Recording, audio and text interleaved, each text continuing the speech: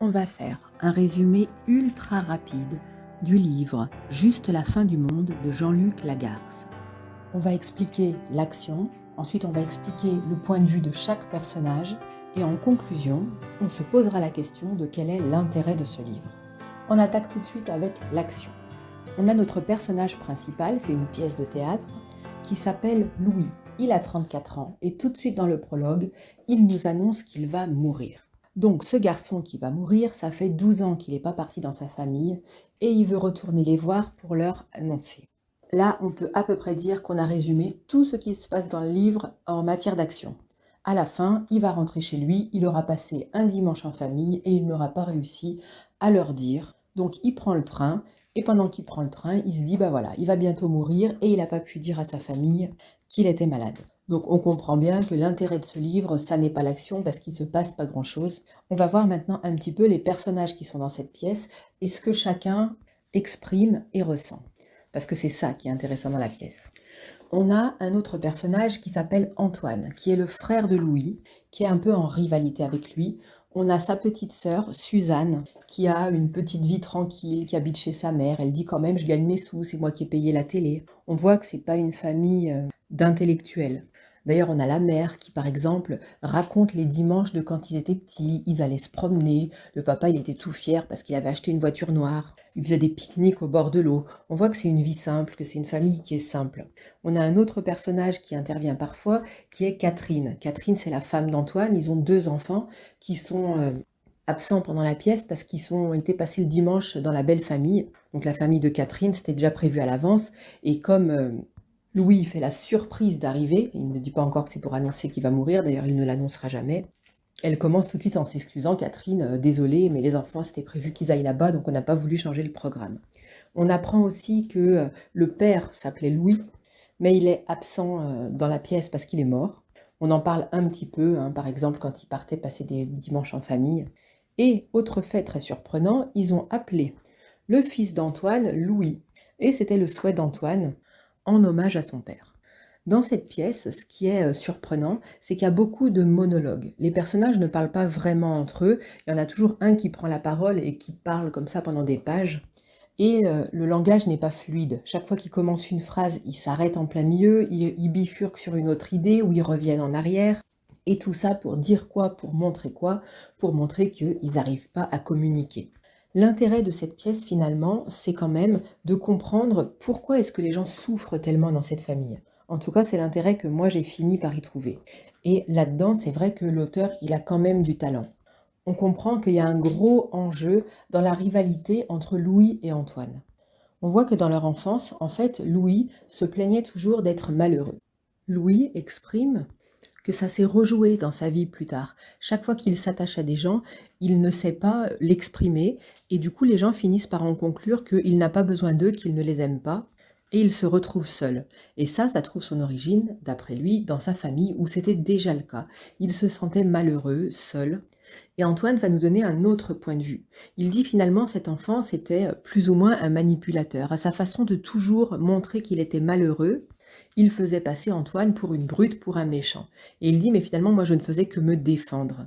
Mais comme j'étais plus fort, je gagnais et j'étais à chaque fois accusé d'être le mauvais. On a aussi le personnage de la petite Suzanne qui elle était encore petite quand la famille a éclaté, quand le père est mort, quand Louis est parti. Et elle est un petit peu comme Catherine, toutes les deux jeunes femmes, elles ont des petites vies plan-plan, elles s'occupent de leurs enfants, la toute jeune, elle n'est pas encore mariée, mais elle travaille, elle a acheté une télé, elle habite avec sa mère, elle fait des petits arrangements pour la maison. Et c'est vrai que quand Louis arrive, ça leur renvoie à toutes les deux l'idée que, pas qu'elles ont raté leur vie, mais en tout cas qu'elles ont une vie un petit peu médiocre. Donc on comprend que même pour elle, la présence de Louis n'est pas très agréable. La mère, elle parle assez peu, sauf quand elle veut raconter les dimanches de leur enfance.